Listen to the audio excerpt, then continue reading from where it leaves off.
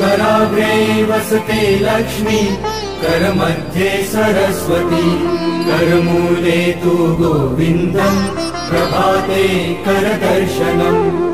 समुद्रवसने देवी, पर्वतस्तनमण्डले,